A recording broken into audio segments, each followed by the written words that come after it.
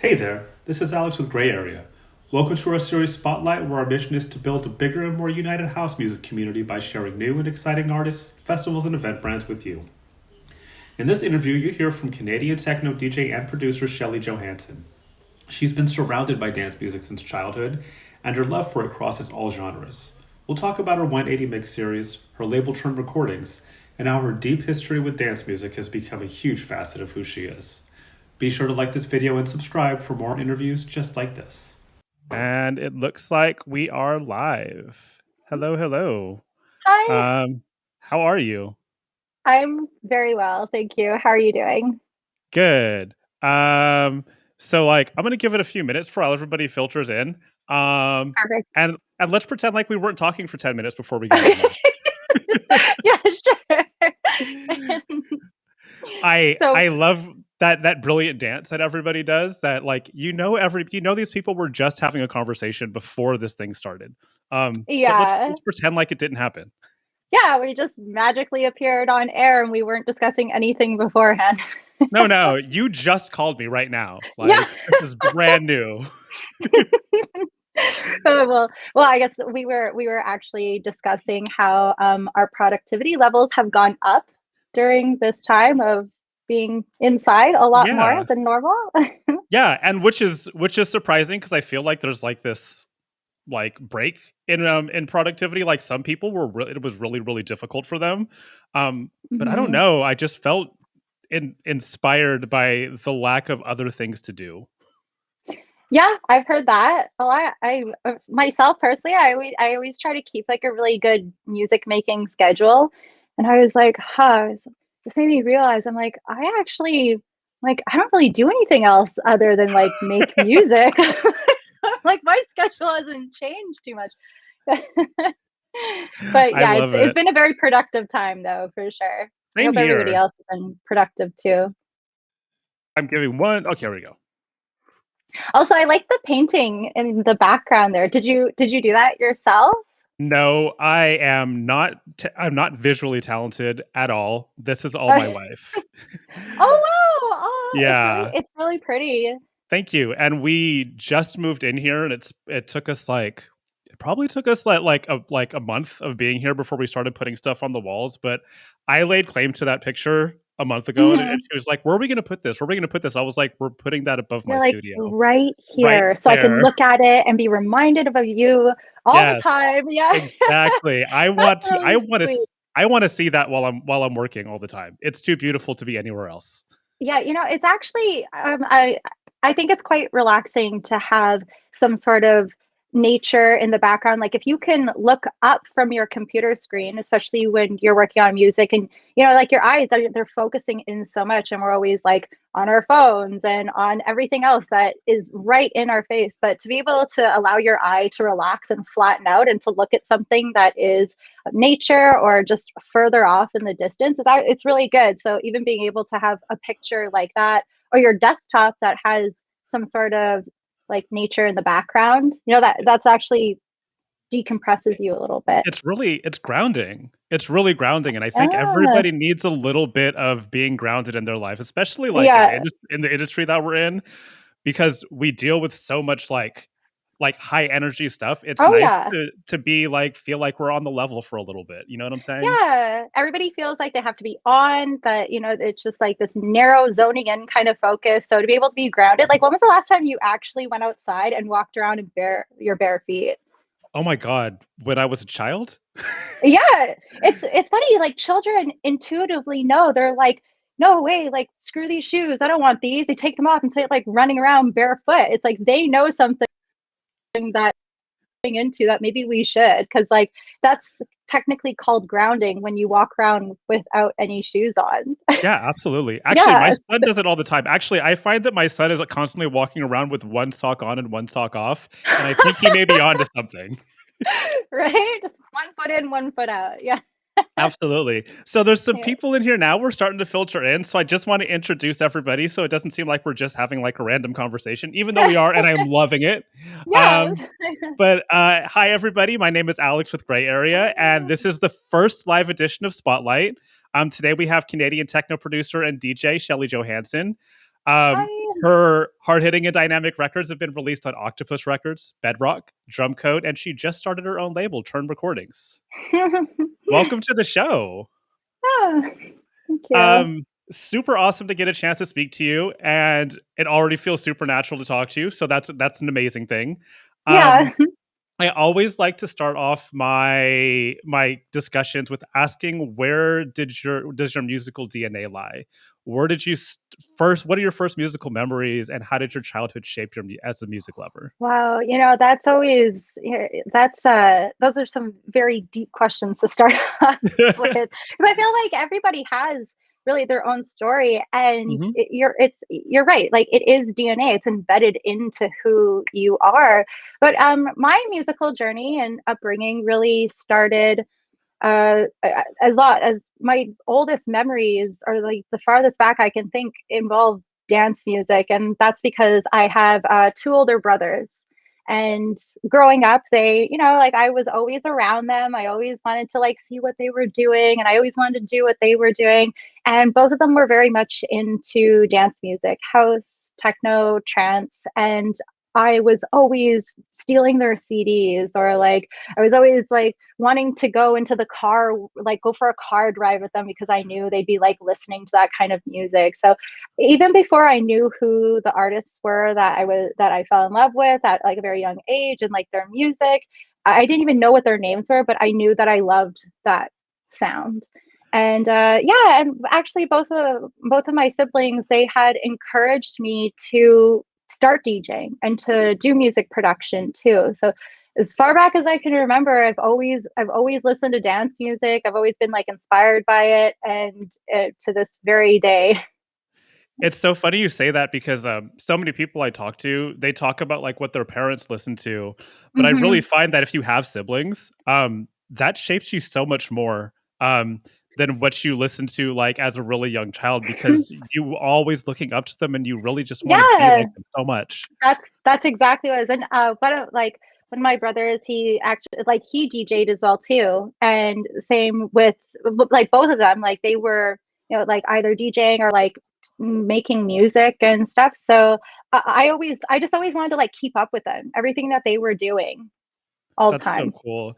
That's so Yeah. cool. It's funny. It's funny too, because they didn't like end up going into do. Are they still producing or DJing? No, for them it was more of like it was just like a hobby. They actually, they're married with children, and they have their careers, but when they were younger, that's what they were really into. Like that's how on the forefront of like the 90s dance music scene they were in, that they loved it so much that they also participated in those kind of things too. I used to go out to parties with them as well, and I always felt the safest because I was with my brothers. Like they always took care of me, so I really was able to just like enjoy the music and go and like have fun. What a wonderful Yeah. way to get into dance music. Yeah, I still share music with my brothers all the time. Like they'll send me like a playlist that they made on YouTube of like all the songs they've been collecting for, the past month or something. And it's great. It's like it's something that we really share, and I've always had like a history with it because of them. Well, your Instagram feed is starting to become like a little bit more clear to me now, because you post a lot of like late 90s, early 2000s like trance records all the time. Yeah, And yeah. that's like when I first started going to parties too. So that it speaks to me like on this level of like, I remember this stuff. Why is Yeah. nostalgia so important to you? Why is it so important to like constantly bring that stuff back? Well, that actually has that sort of opens up the door to talk about Turn Recordings a little Yeah, bit. I feel like, and also I have a radio show called 180, and they right. kind of go hand in hand, because if this was something that I kind of latched onto, like the idea of was when you're looking straight ahead and like into the future and whatnot, like that's really great. You can use that as motivation to like make plans and to also be innovative and like make new music that's really innovative. But every once in a while I like to turn back 180 degrees and kind of see what my musical upbringing was and how it influenced me today. It's almost like paying respect to it. Yeah. And like I draw lots of inspiration from like when I'm making music or any sort of art. from like the music I used to listen to, because it really is a time machine. It takes you Yeah. back to a certain place. And but that being said, you can respect the past, but you can also be motivated by, moving into the future. And you can also incorporate those kind of sounds into your future productions too. And I find that I do that a lot. That's kind of the idea with Turn Recordings, is it's this really eclectic range of sounds that can be like, tipping the hat to like the very old school kind of sound, that's classic and that everybody has grown to love. Or you can be really innovative and try something that's totally experimental and new. And that was the whole idea with it, is you're kind of like turning back and forth, or like you have 360 degrees of like inspiration, whether you're looking to the past or the future or what's going on now. It's such a fascinating concept too, because I feel like dance music, more than any other genre, I feel like goes in these cycles, and Yes, very, we're very much. Yeah. we're entering one of those cycles right now, where I feel like maybe it's because we're coming out of a year and a half with no dance floors, but I feel like people are Oh, really, so sad to say that. I know, right? But Yeah. people are super interested in what was behind them. I've seen people like playing songs that are 10 years old to rooms full of people, and they're reacting like they're brand new.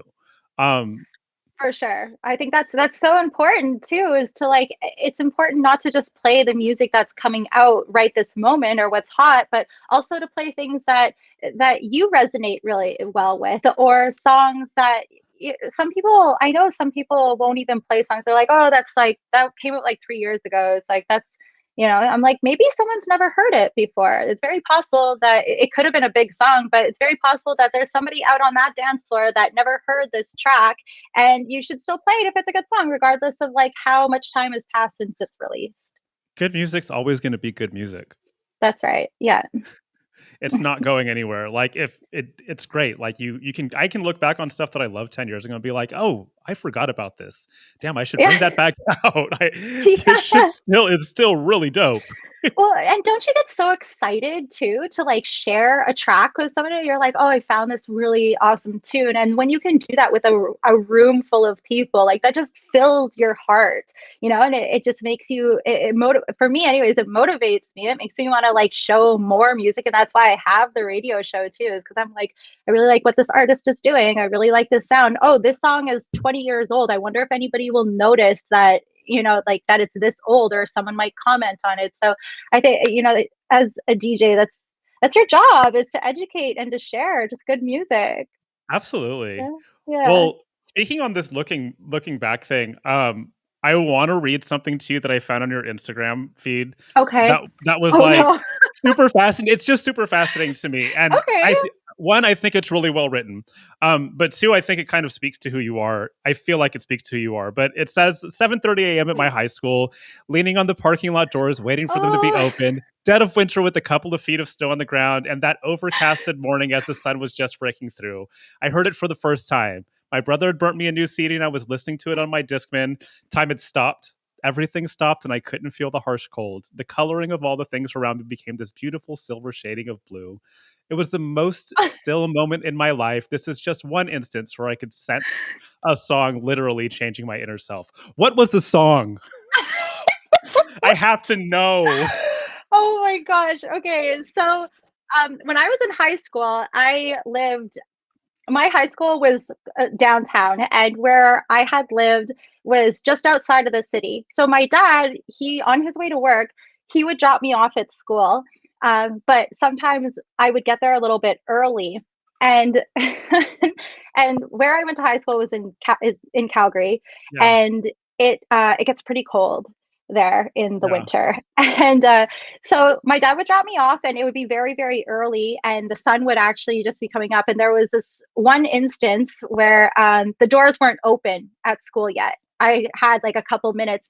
So I'm leaning on the doors there, and I had a Walkman, or not a Walkman, a Discman. And I remember it being broken too. Like I had to tape it shut because like if it wasn't closed, it wouldn't spin the disc. And yeah, so my brother, I had a CD, put it in, and it was the first time I ever heard it's Armin van Buuren, Shivers. Oh, that is a Are good you from? song. Yeah, Yeah. and it was like it's like a classic song, and there is something beautiful happens when like when you just fall in love with a song, and it's like Yeah. everything is like really bright and beautiful, and you're just like impacted on this like profound level of like the soul. Yeah, that's what it was for me. And I think that that song, not just that song, like a few other songs too, were really the first songs that I had put in like my arsenal for like DJ tools. Like when I first started DJing, I used to play trance. Right. Like I played trance, I played house, electro house, and then like tech house, and then techno, so kind of it all loops into each other. But yeah, that song, it was one of the first songs that I like download and burnt onto a CD and would practice DJing with too. I love that. I Yeah. love to hear I love to hear these stories of like these songs that are so impactful to us, because I feel like Hmm. going back to that whole idea of your musical DNA, like when you start to develop your own taste in music, you discover these songs and you can remember pivotal moments in your life where I remember Yeah. where that I was when that song first came on. Like Oh, really? Yeah. that's special. That's really remarkable Yeah. that Do like you have a song that's like that it, like I hit you like a ton of bricks and you were never the same again? there's three in my life, but I can remember two because they're like dance music related, and it's a Yeah. little bit embarrassing, but I do remember where I was the first time I heard Sandstorm. Oh my gosh, there's nothing embarrassing about that. That song is And great. it is great, and I can tell you, I was at an underground rave in Oakland. You Yeah. had to take a bus to get there from the train station. Yeah. I remember the night because one of my favorite DJs at the time, like a local DJ, played the song, and I remember everything stopping on the dance floor and everybody looking Everybody up, was and like, I was "Oh like, my gosh, what is what this?" the hell is this? It's so weird, but fucking Oh, awesome. And I remember that night distinctly too, because the cops showed up at the party oh, outside. So they had it's to not a lock party until the cops the show cops up, show up, and Yeah. at 4:30 a.m., shortly after this DJ finished playing, this guy who had played Sandstorm for the first time in the Bay Area, Yeah. all the music shut off, and we all had to sit inside the warehouse with no music playing for 2 hours. Oh my gosh. And you're Um, all just talking about the song. You're like, "What was yes, that?" I remember hearing that synth hook looping in my Yes. head for hours afterwards. Yeah, Yes, yeah. yeah. Oh, So like I I'll never forget it. well, I think the first time I ever really like remember hearing Sandstorm was on like a commercial for like a Dell computer or something like that on TV. That's so appropriate for that song though, because that Oh was like yeah. at the time it was one of those songs that, I mean, let's be honest, it's weird to most people, but it somehow crossed over into the mainstream, and Yeah. everybody knows what that song is. Like my mom is in her 70s, and I could play that for her, and she'd be like, "Oh yeah, I know that one." Just like blasting out of grandma's like car window. I Sandstorm. used to force her to listen to a lot of dance music, so she probably remembers it Oh from my then. gosh. Well, you do not forget a song like that for sure. No. No, never that. And that's a song that should probably never be remixed either. Like there's certain songs that are just like great as they are, and they should just stand Oh alone no, like that. no, no. They should always sit by themselves. There's Yeah. some people in the chat that are bringing up theirs, which are really great. Um, like Call on Me by Eric Prydz, which is another massive song. Oh yeah. I love Yeah. that one. I would Clarity by still throw Zed. that song. Oh Oh, my I would still play that gosh. for sure. And Clarity by Zed, Yeah. I remember that one too. That's a tearjerker. Let's be honest. Yeah. That is a Well, music feelsy can do song. that. If you really want Yeah. to feel something, then you gotta put the pedal to the metal. Yeah. You really do. And let's be honest, Eric Prydz and Zed, they really know how to make somebody cry with a song. I I am guilty of that 100%. Have you ever cried on the dance floor? Uh, yeah, probably. I was probably too drunk to remember, but no, I don't remember any specific time, but no, actually, that's not true. I went to an Above and Beyond show, It's always above And and beyond. I cried. I cried like a baby. I bawled my eyes out. I don't even know about what. I was just like, this just feels like a good time to turn on the waterworks. Like, but it was actually it was an acoustic show that they did in Toronto. Oh, yes, the acoustic show. It's so good. Oh my god. And I didn't feel so bad because I'd look around and everybody else around me is like just, oh my gosh, like crying too. It's just so beautiful. It was actually one of the most beautiful shows I'd ever seen. It was so well done. And it was all their classic vocal tracks too. Yeah. So you get to hear like a different perspective. You get to see the artists like in, not in that DJing scenario. They're so talented too. And then you get to like relive these moments of like thinking about all the times the past dance floor adventures when you had heard that song. So I remember crying at that one for sure. I love it. I love it. I love it. It's, Yeah. this is why I love dance music, because you have like the unlimited breadth of human emotion to feel in one night at a Mhm. rave. You can go Yeah, from yeah. like So I'm hardcore raging to I'm done. I've cried my eyes out. I love it. yeah, yeah, like and that's usually what I'm going for when I'm DJing is like, a total 180, in emotions, like everybody being flipped. I love that. Let's talk about that too. Like I feel like you were a DJ first, and that's Yeah. super clear to me because you post DJing videos all the time, and it's great. Because I feel like you look like you're completely in your element when you're DJing. Um, Yeah. when did you realize that this was the thing that you wanted to do forever? I was actually in the middle of a dance floor. I can recall the very moment. I was at a club called The Warehouse, and I was in the middle of the dance floor, and there was a DJ playing. What was it? They did like slide Saturdays or something like that, but it was the Yeah. regular night. It was like the regular. It was like the resident DJ playing, and my brother was standing beside me, and I was looking up at the DJ, and I remember him turning to me, and he's like, "You should be up there." Like kind of look at him. I'm like, what do you mean? And the DJ was playing Raindrops by Sasha.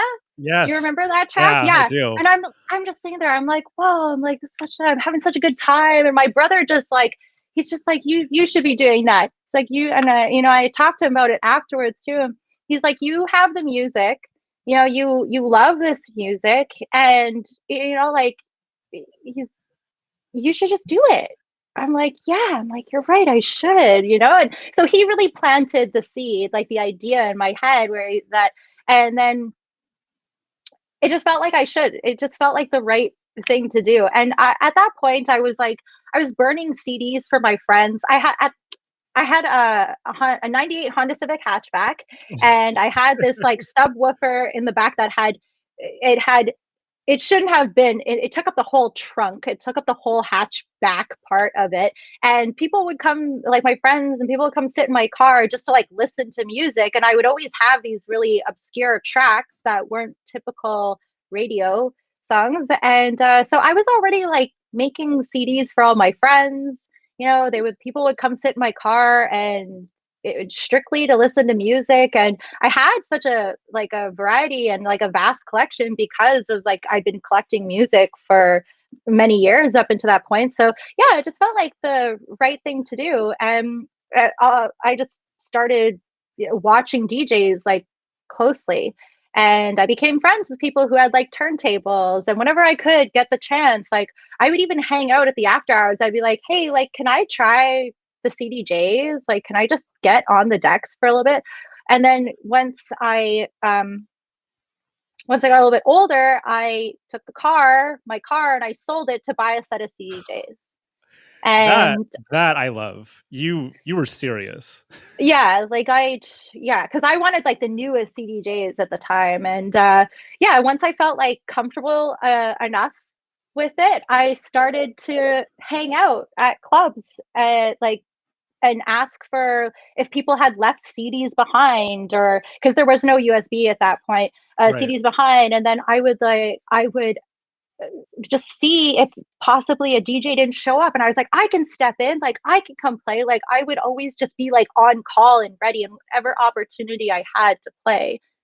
Yeah, so I sold my car to buy a set of CDJs after my brother had told me that I should become a DJ, and I really resonated with it, and here I am today.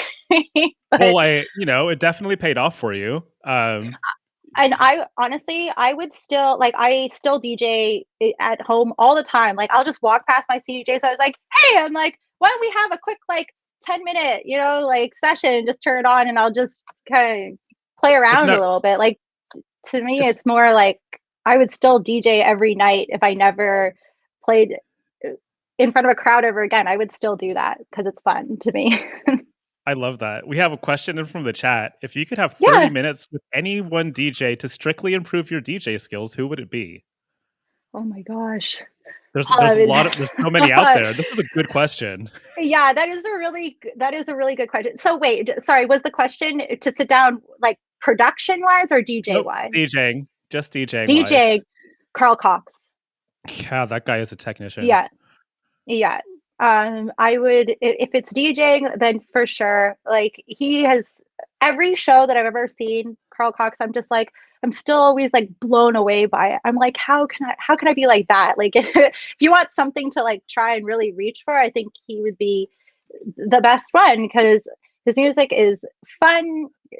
Carl Cox connects with like the crowd. He's just everything that an amazing DJ that provides a great night could be. So yeah, for sure. Absolutely. And then somebody piggybacked off that one. If you had to if there's anybody that you haven't done a back-to-back session with, who would it be? Oh, I like that. It's kind of like an invitation, like calling somebody out. I'm like, hey, want to go back to back? That's tough. That's hard. Do you have somebody that you would like to go back to back with? I'm thinking yes. Worthy or the Stanton Warriors.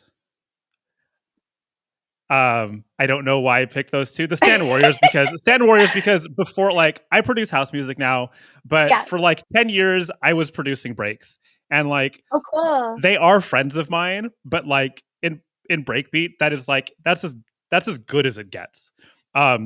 And like every time I watch them play, I'm just like in awe of everything they're doing. I love all of their music, and I've hung out with them plenty of times, but I've never gotten a chance to DJ with them. So I would love to DJ with them. And also, I just want to mention the new Swedish House Mafia song sounds exactly like the Stanton Warriors song. Oh, really? I haven't heard it yet. Check it out. Everybody, it just came out today, and it's okay. It's like a deep booty breaks track. Nice. Yeah. It's Thursday today. Tracks. Did it come out? Was it like Beatport? Like I guess all major platforms. It was on Spotify this morning. It's an odd day to put a song out, but they have all of the focus. Oh, I was like, is today Friday? If like music came out today? No. Interesting. I will definitely go listen to that immediately, if not sooner. Definitely do that. So who's yours? I think okay. So do you know who Andy C? Oh God, yes. Correct? He's legend. Yeah. If there is somebody that I could go back to back with, it would be Andy C. Oh God, yeah, he's so because cool. I feel like just being in a booth with him, I would absorb so much. I'd be like, like trying to soak in everything that he's doing. So I think it would be challenging for me. Right. In a good way, you want to be challenged like that. I think I would learn a lot, and also it would be fun, like high energy kind of stuff. That would be really cool. Good choice. I love that. Yeah. So, here's another one coming in too. What's your favorite track by another artist that you can't stop listening to right now? Right now, so I have a pretty good schedule when it comes to like checking music. Like I try to keep up with my promo all the time, and I would like there are certain songs that I'm listening to right now, and I'd like to be able to say like who they are, but it's just I can't just yet because it's promo, like it's not released yet, so I almost like can't say anything. Like I want to, but I feel like it's a little too far out from the release date for me to be able to say anything. But I honestly, I couldn't even think of just one off the top of my head right now, because there's just so much music that's coming out like every day. Every day I go through different like playlists. I try to download like at least a minimum of 10 tracks a day. Yeah. And I I couldn't even give you like one. I'd have to go through my computer and try and find like a specific name, because there's so many songs. I'm like, oh, that's really good. That's a good tool. That has good vocal. That could be used in like a mix kind of thing. So I couldn't just give you one. There's a lot of good stuff that's always coming out. Oh, absolutely. I mean, I think, you know, DJs now are at an advantage and a disadvantage because we have like 10,000 songs are getting released on Spotify every day. You Yeah. know, there's so much music coming out, and to be able to sift through all that and find the gems can be really difficult because there's so much of it. Yeah. But That's also why you got to because make it like part of like your the job. practice. Yeah. Yeah. Absolutely. But For also sure. because music's democratized, we have like the everybody can make music now, and that's just created so many great stories around the kinds of people that are Hmm. making music and where it's coming from. And I Yeah. feel, you know, especially with somebody coming from you that has so much perspective because you've been doing this for a long time. Um, what do you think of the idea that anybody can make music? Do you think that's like a benefit to the music industry, or does it like dilute the pool? I guess a little bit of column A, a little bit of column B. But Yeah. I overall, I think it's a very good thing, you know, for people to be able to express themselves, you know, through music and creating music or DJing, you know, like that's really important, and that's helped me, you know, keep sane, you know, Yeah. and it gives me and my life purpose and meaning. So to say that it's to say that it's like diluting the pool, yeah, sure, it can be, but also, you know, like that gives people an opportunity to be artistic and to express like a part of themselves. And I think that's important. That's also a good opportunity for new artists to like come up. Like art, the technology we have right now, it's very powerful. And Yeah. you know, like to be able, you know, let's say you were a DJ in the past that, you know, had to carry like your milk carton full of vinyl and like, you know, bring all your gear and stuff to people today that have just like an SD card or a USB, you know, like those technological advancements have really helped. And Hmm. that goes the same with like music productions. Like we can pack so much more power into our devices, and we have so many different devices that can be connected to like help us make music that we didn't have before. So I think that's like that's a good thing. You know, and what ends up happening is those cycles of music that we were talking about earlier, how like music is cyclical, like it comes back every couple of years but just Yeah. revamped in a different form. Well, when you have more people in the pool and using better technology, those cycles actually happen a bit faster. Yeah. And you know, there's more melding of different genres and different sounds. There's more collaborations coming together, so we're it's like really exciting to be able to have this kind of power and have access to even other artists too, to be able to like collaborate and like work on stuff together. And I think it's a good. So overall, like I mean, yeah, sure, it does make more competition, but if you're doing it because you love it and you want to express who you are through music, then I think it's a very positive thing overall.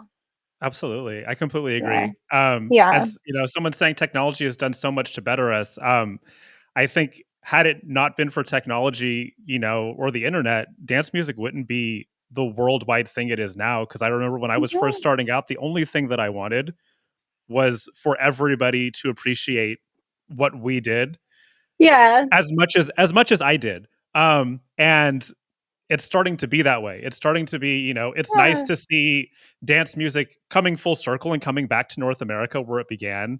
And Yeah. the only reason that's happened is because of the power of the internet. Yeah. I want to talk to you about Octopus Recordings because the Sure. family seems like a huge part of your life. Yeah. How did you hook up with Santa originally? Like, how did that all start? So I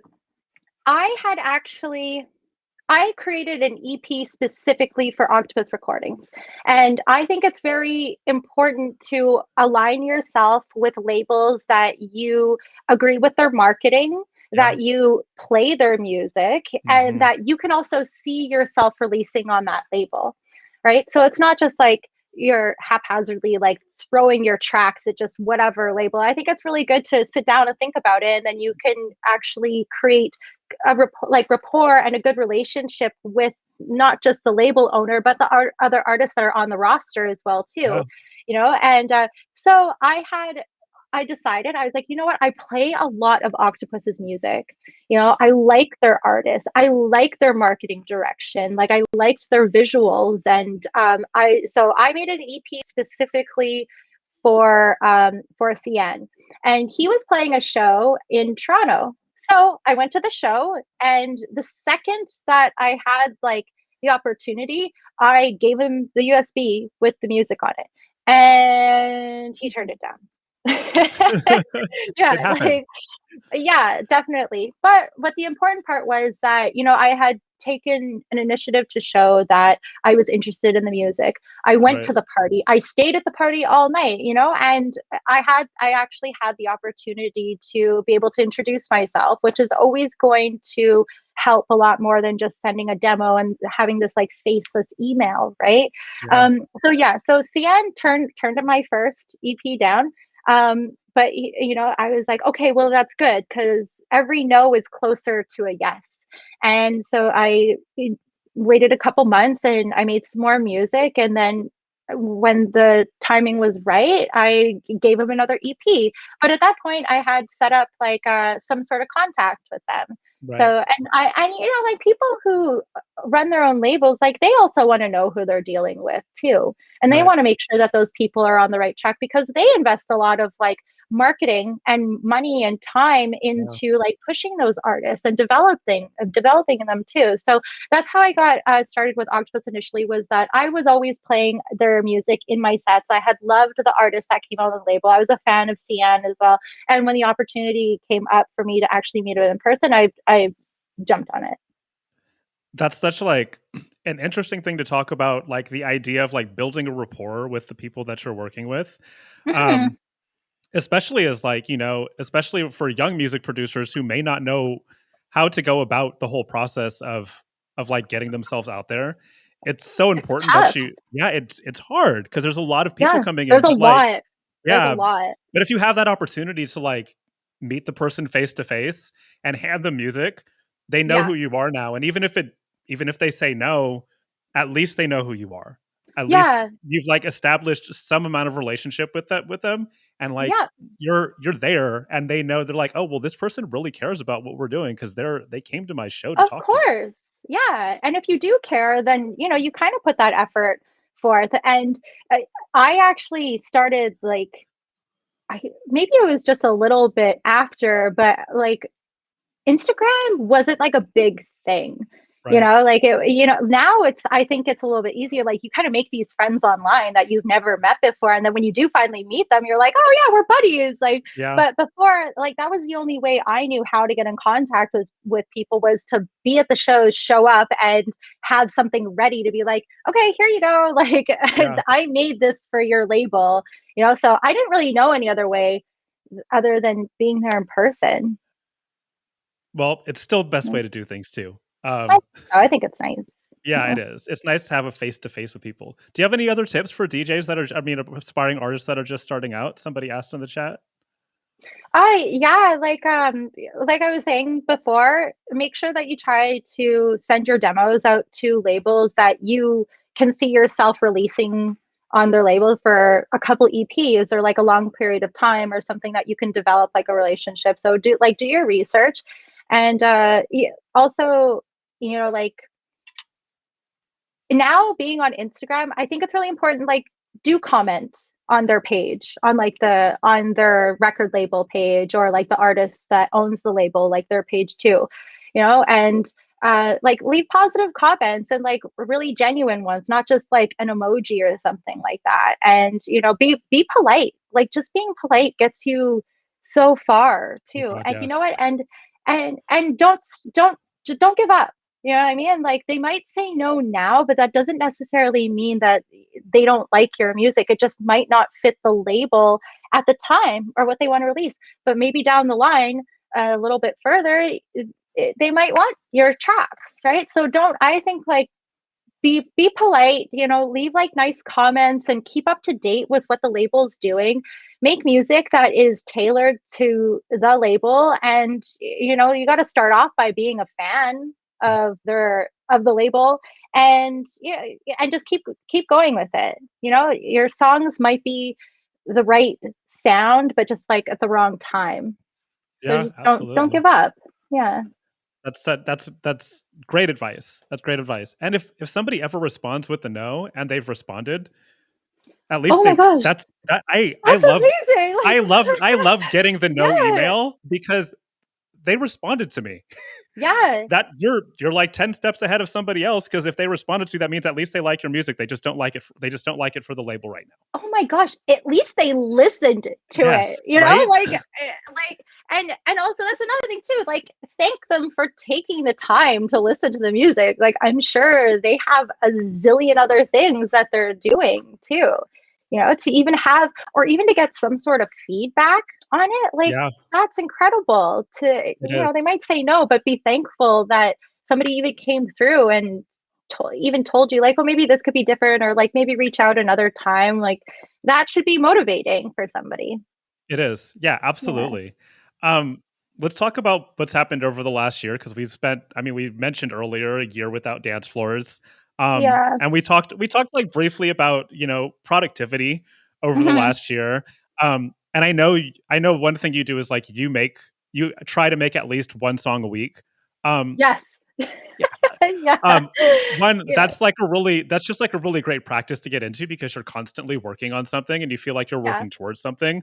But how do you feel like your sound has changed during the last year, or has like that the last year inside inspired a change in the way that you make music? I not the way that I make music. I am a creature of absolute routine. I like things done, you know, like to the hour. And so the way that I've been making music hasn't changed that much. But I find that the past year I was making some tougher sounds. You Mm, know, like yeah, I was kind of like exploring like different BPM ranges, and yeah, I don't think it was particularly because of the pandemic or being in lockdown or anything like that. It's just it was just more of like maybe it was a bit of a reflection of just like how I was feeling, and it just ended up being a little bit tougher, a little bit darker, a bit faster, you know. So yeah, I wouldn't say that it's because I haven't released any of that like harder, darker stuff just yet, like too yeah. much of it. But the EP that I just came out with on my Turn Recordings, I tried to introduce like a higher BPM sound to it, and that was a song that I made this past year. And I was like, I want to share this, you know, because it's reflecting on who I am as like a person and what I'm feeling too. So the first EP, there's like a track that's a little bit like more housey. There's something that's a little bit more progressive, and then there's like a faster, almost like I don't want to call it trance, but it's pretty melodic. Like it has trance elements to it with like a pretty heavy techno drive. So yeah, I really wanted to showcase that. Yeah, I know you were telling Will on Will Clark's podcast. You talked about pushing the BPM to 140, which is like, Yeah. which I mean, I love that, and I'm sure like the dance floor is gonna love that. But what's it like to like really push the envelope that way in terms of like like BPM? That's pretty heavy. Yeah, but here's the thing is when I was listening to music, you know, like 15, 20 years ago kind of That thing, that was that's how slow. fast it was. Yeah. Like it was, yeah, it was house music or tech trance or tribal house, but it was faster. Oh yeah, it It's really like was. yeah, right? So it's not necessarily like it was darker or like tougher sounding, but it was like 140, 138, 140 was like that was like a good that was a good BPM. That was a really feely stuff, but very pacey techno. So it's funny because I'm like, yeah, I am pushing it a little bit faster, but I feel like I'm going more back to my roots playing that fast because that's what I initially got, how I was like introduced to it. Like that's just what the BPM was at the time. Right. So Yeah, yeah, absolutely.